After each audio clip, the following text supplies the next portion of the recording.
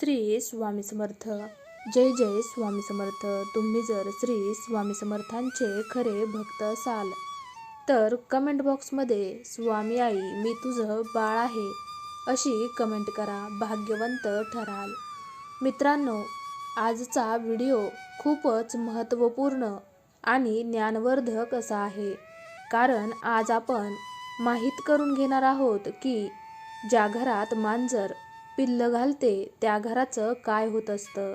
आणि मित्रांनो, ही गोष्ट आपण जाणून घेणे खूपच गरजेचे आहे. कारण आजकाल मांजर तर प्रत्येकाच्या घरात दिसत असते. म्हणून हा व्हिडिओ बिलकुल स्किप करू नका. हा व्हिडिओ नक्कीच शेवटपर्यंत पहा. मांजर या जगातील सर्वात लोकप्रिय असा पाळीव प्राणी आहे. आणि जिथे कुठे मनुष्य आहे तिथे मांजर ही असतेच. प्रिय मित्रांनो, आजच्या व्हिडिओमध्ये तुम्हाला समजणार आहे की ज्या घरामध्ये मांजर आहे त्या घरामध्ये काय होते. जर तुम्ही स्वतः तुमच्या घरामध्ये मांजर पाळत असाल किंवा येत असेल तर हा व्हिडिओ नक्की पाहायला पाहिजे. कुत्री आणि मांजर पाळणे हे आजच्या जमान्यामध्ये फॅशन बनले आहे. अनेक लोक कुत्री आणि मांजरे पाळत असतात. परंतु मित्रांनो, कुत्रे किंवा मांजर पाळणे ही चांगली गोष्ट आहे का हे आपण या व्हिडिओमध्ये जाणून घेणार आहोत. प्रिय मित्रांनो, मांजरीबद्दल तुम्ही खूप साऱ्या गोष्टी ऐकल्या असतील.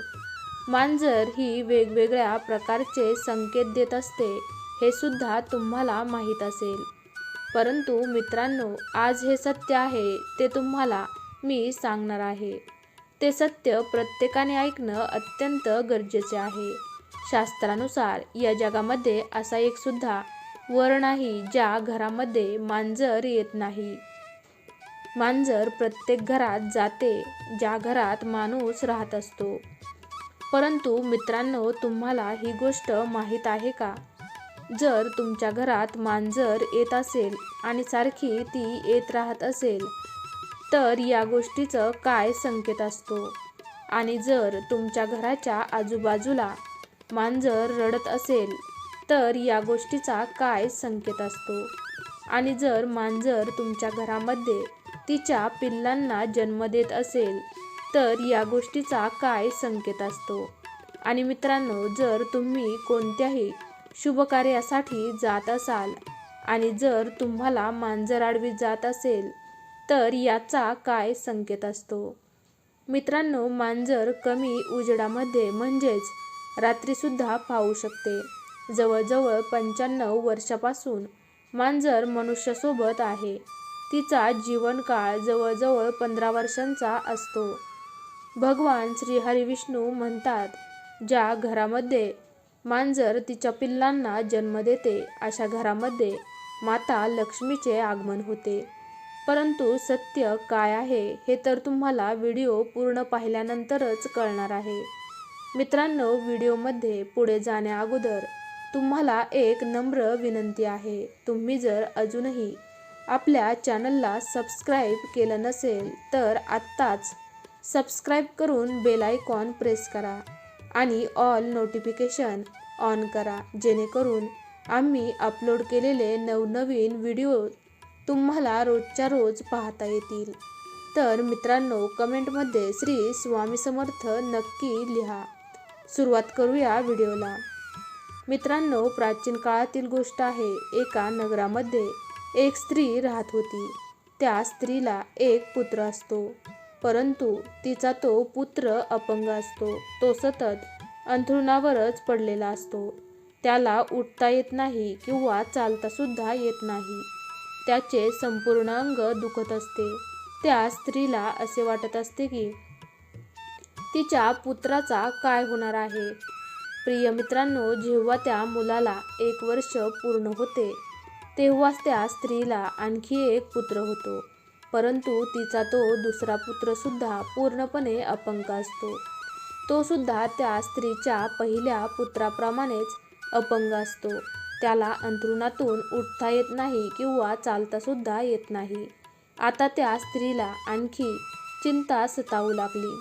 ती विचार करू लागली की मला 2 पुत्र झाले आहेत, परंतु दोघेही अपंग आहेत. माझ्या 2 पुत्रांची भविष्य काय असेल? आणखी 1-1.5 वर्ष जाते आणि त्या स्त्रीला आणखी एक पुत्र होतो. जेव्हा त्या स्त्रीला 3रा पुत्र होतो तेव्हा त्या पुत्राची सुद्धा तीच अवस्था असते, जशी तिच्या 2 पुत्रांची अवस्था होती. तो 3रा पुत्र सुद्धा अपंग असतो. तो सुद्धा चालू फिरू शकत नसतो. तो सुद्धा सतत अंथरुणावरच झोपून राहतो. मित्रांनो, आता त्या स्त्रीला आणखी जास्त चिंता सतावू लागते. ती विचार करू लागली की मला 3 पुत्र झाले आहेत, परंतु तिघेही अपंग आहेत. याचा भविष्य कसे असेल? माझ्यानंतर यांचे पालन पोषण कोण करेल? मी अजून किती दिवस जिवंत राहू शकते? जेव्हापर्यंत मी जिवंत आहे तोपर्यंत मी यांचं पालन पोषण करू शकते, परंतु माझ्यानंतर यांचं पालन पोषण, यांची काळजी कोण घेणार आहे? मी गेल्यानंतर यांचं काय होईल? ही चिंता त्या स्त्रीला सतावत होती. प्रिय मित्रांनो, आता आणखी 1-2 वर्ष जातात आणि त्या स्त्रीला आणखी एक पुत्र होतो. प्रिय मित्रांनो, 4था पुत्र सुद्धा अपंग असतो. तो 4था पुत्र सुद्धा त्या 3 पुत्रांसारखाच सतत अंथरुणावर पडून राहिलेला असतो. तो सुद्धा अंथरुणावरून उठू शकत नाही किंवा चालू सुद्धा शकत नव्हता. मित्रांनो, आता त्या स्त्रीला आणखी जास्त चिंता सतावू लागली. ती विचार करू लागली की माझ्या गर्भातून नेहमी अपंग पुत्रांचा का जन्म होतो? माझ्या गर्भामध्ये नक्कीच काहीतरी दोष आहे. माझा गर्भच खराब आहे. हाच विचार करून ती स्त्री आणखी दुःखी होते आणि आणखी 1 ते 2 वर्षानंतर तिला 5वा पुत्र होतो. प्रिय मित्रांनो, तो 5वा पुत्र सुद्धा त्यांच्या पुत्रासारखाच अपंग असतो. तो 5वा पुत्र सुद्धा सतत अंथरुणावर पडूनच राहतो. प्रिय मित्रांनो, आता ती स्त्री तिच्या सर्व आशा सोडून देते. आधी त्या स्त्रीला अशी आशा होती की एक पुत्र अपंग आहे तर 2रा पुत्र चांगला जन्माला येईल. जेव्हा 2 पुत्र अपंग जन्माला आले तेव्हा 3रा पुत्र चांगला जन्माला येईल अशी त्या स्त्रीला अपेक्षा होती. परंतु जेव्हा 3रा आणि 4था त्याचबरोबर 5वा पुत्र अपंग जन्माला येतात तेव्हा ती स्त्री सर्व आशा सोडून देते आणि विचार करू लागते की माझ्या नशिबात हे अपंग पुत्र लिहिलेले असतील किंवा माझ्या गर्भच दोषी असेल. आणि हाच विचार करून ती स्त्री खूपच दुःखी होते आणि ती खूपच टेन्शनमध्ये राहू लागते. त्या स्त्रीला नेहमीच चिंता असायची की तिच्यानंतर तिच्या या 5 मुलांचं पालनपोषण कशा प्रकारे होईल. ती स्त्री खूपच दुःखामध्ये असायची. सतत तिला तिच्या 5 पुत्रांची काळजी सतावायची. पुत्रांकडे पाहून तिचे अश्रू थांबत नव्हते. ती स्त्री रडत रडत तिच्या 5 पुत्रांचे पालनपोषण करत होती. मित्रांनो, काही वर्ष झाल्यानंतर त्या स्त्रीच्या घरामध्ये एक पांढरी मांजर येते आणि ती मांजर त्या स्त्रीच्या घरामध्ये राहू लागते. मित्रांनो, त्यानंतर काही दिवसांनी ती मांजर स्त्रीच्या घरामध्ये 4 पिल्लांना जन्म देते. जशी ती मांजर 4 पिल्लांना जन्म देते तसेच स्त्रीचा पहिला पुत्र पूर्णपणे बरा होतो. तो त्याच्या अंथरुणावरून आता उठू शकतो व चालू सुद्धा शकतो. तो पूर्णपणे नॉर्मल झालेला असतो. त्यानंतर ती स्त्री त्या मांजरीच्या पिल्लाची खूप काळजी घेते व त्यानंतर ती मांजर पुन्हा 4 पिल्लांना जन्म देते. अशा प्रकारे जेव्हा जेव्हा ती मांजर पिल्लांना जन्म द्यायची तेव्हा तेव्हा त्या स्त्रीचा एक एक पुत्र पूर्णपणे बरा व्हायचा. अशा प्रकारे सर्व पुत्र पूर्णपणे बरे झाले. त्याचबरोबर त्या स्त्रीच्या घरामध्ये कोणत्याही प्रकारची कमतरता राहिली नाही. शास्त्रामध्ये असं म्हटलं जातं की ज्या घरामध्ये मांजर तिच्या पिल्लांना जन्म देते त्या घरामध्ये माता लक्ष्मीचे तीव्र गतीने आगमन सुरू होते. त्या घरामध्ये सुख समृद्धी एवढ्या प्रमाणात येते की त्या घरातील लोक आकस्मिक धनसंपत्ती पाहून चकित होतात. मित्रांनो, ज्या घरामध्ये मांजर तिच्या पिल्लांना जन्म देते त्या घरामध्ये सुखसमृद्धी मोठ्या प्रमाणात येते. परंतु शास्त्रामध्ये असेही म्हटले गेले आहे की मांजरीला घरात पाळणे हे चूक आहे आणि ज्या घरामध्ये मांजर रडत असते ते सुद्धा खूप अशुभ असतं. शास्त्रामध्ये असं म्हटलं आहे की जेव्हा तुम्ही एखाद्या शुभ कामासाठी चालला असाल आणि जर तुम्हाला मांजर आडवी जात असेल तर या घटनेला शुभ समजले जाते. असं म्हटलं जातं की जेव्हा तुम्ही एखाद्या शुभ कार्यासाठी जात असाल आणि जर तुम्हाला मांजर आडवी येत असेल तर तुमचे ते काम अपूर्ण राहतं. असं सुद्धा म्हटलं जातं की तुम्हाला मांजर आडवी जात असेल तर तुम्ही त्या कामासाठी जाऊ नये. जर तुमच्या घरात मांजर रडत असेल तर या गोष्टीला सुद्धा खूप मोठा अशुभ संकेत समजला जातो. शास्त्राच्या मते असे म्हटले गेले आहे की ज्या घरामध्ये मांजर रडत असते त्या घरामध्ये कुठल्या ना कुठल्या मनुष्याचा अकाली मृत्यू होत असतो. शास्त्रामध्ये असं म्हटलं जातं की मांजर पाळणे हे चुकीचे आहे. ज्या घरामध्ये मांजर पाळली जाते त्या घरामध्ये नकारात्मक ऊर्जेचा वास असतो आणि म्हणूनच मांजर पाळणे ही खूपच अशुभ गोष्ट आहे.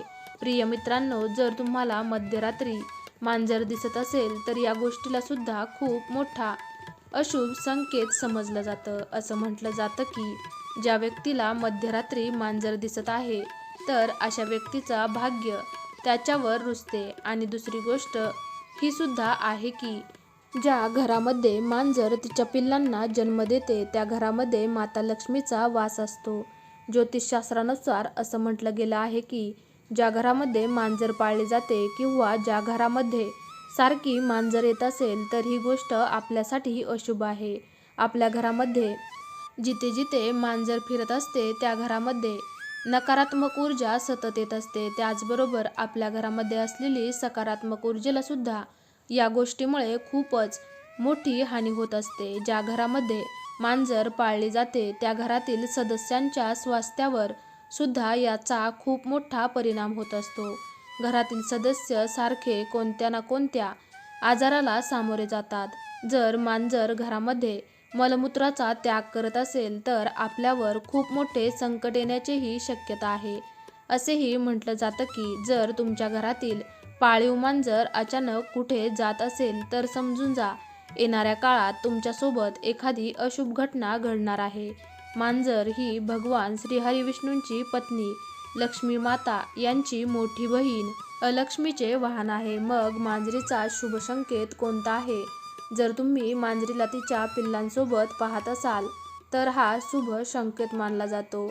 याचा अर्थ असा असतो की तुमची एखाद्या जुन्या मित्रासोबत किंवा जुन्या नातेवाईकांसोबत भेट होणार आहे. त्याचबरोबर तुम्हाला चांगली बातमी सुद्धा मिळण्याची संभावना असते. जर दिवाळीच्या रात्री तुमच्या घरी मांजर येत असेल तर ही गोष्ट शुभ मानली जाते. यामुळे तुम्हाला धनाची प्राप्ती होऊ शकते. जर मांजर डाव्या बाजूने उजव्या बाजूला जात असेल तर हा शुभ संकेत समजला जातो व एखाद्याच्या कुंडलीमध्ये राहू अशुभ स्थानावर असेल आणि राहूमुळे त्यांना अडचणींचा सामना करावा लागत असेल तर राहूच्या शुभ प्रभावापासून वाचण्यासाठी घरामध्ये मांजर पाळणे गरजेचे आहे. मांजर डाव्या बाजूला आडवी जात असेल तर हे अशुभ यासाठी समजलं जातं कारण असं म्हणतात की मांजरीचे 6 ज्ञानेंद्रिये माणसाच्या 6 ज्ञानेंद्रियांपेक्षा जास्त सक्रिय आहे, ज्यामुळे मांजरीला घडणारे संकेत आधीच कळतात. मान्यतेनुसार काळी मांजर आडवी जाणे तेव्हाच अशुभ मानले जाते जेव्हा मांजर आडव्या बाजूने डाव्या बाजूला जात असेल. अन्य स्थितीमध्ये जर मांजर आडवी जात असेल तर हे अशुभ समजले जात नाही. जेव्हा मांजर आडवी जाते तेव्हा ती तिची नकारात्मक ऊर्जा तिथे सोडून जाते जी खूप वेळापर्यंत सक्रिय असते. खास करून काळ्या मांजरीसाठी ही गोष्ट जास्त लागू पडते. मांजर घरात येऊन रडत असेल तर यामुळे घरातील सदस्यांवर मोठं संकट येण्याचे संकेत आहेत. मांजरी जर आपापसात भांडण करत असतील तर अशा परिस्थितीत त्या घरामध्ये शीघ्र एखादं भांडण होण्याची शक्यता आहे. परंतु जर मांजर तुमच्या घरामध्ये येऊन पिल्लांना जन्म देत असेल किंवा मांजर तुमच्या घरामध्ये आनंदाने राहत असेल तुम्ही तिची चांगल्या प्रकारे काळजी घेत असाल तर ही शुभ गोष्ट आहे. मांजर हा खूपच गोंडस असा प्राणी आहे. तिला जवळ घेण्यात, तिच्यासोबत खेळणं प्रत्येकाला आवडत असतं. जर तुम्ही तिच्यासोबत खेळत असाल, तिला जवळ घेत असाल, तर ती सुद्धा तुमच्यासोबत आपुलकीने राहते. मांजर तुम्हाला तिच्या आवाजाने वेगवेगळे संकेत देत असते. तिला भूक लागली असेल, तिला काही खायला हवे असेल, तेव्हा ती म्याऊ करून आवाज देते. अशा प्रकारे आपण जर आपल्या घरात मांजर ठेवत असाल तर तिची चांगल्या प्रकारे काळजी घेणे अत्यंत गरजेचे आहे. श्री स्वामी समर्थ. जय जय स्वामी समर्थ. मित्रांनो, व्हिडिओमध्ये सांगितलेली माहिती तुम्हाला आवडली असेल तर व्हिडिओला लाईक करा. त्याचबरोबर चॅनलला सबस्क्राईब करायला विसरू नका आणि आपल्या मित्रांबरोबर शेअर करायला विसरू नका. तसेच आपली प्रतिक्रिया कमेंट करून नक्की कळवा. तर भेटू अशाच नवीन व्हिडिओमध्ये. तोपर्यंत तुम्ही सर्वांनी आजचा हा व्हिडिओ शेवटपर्यंत पाहिल्याबद्दल तुमच्या सर्वांचे मनापासून धन्यवाद.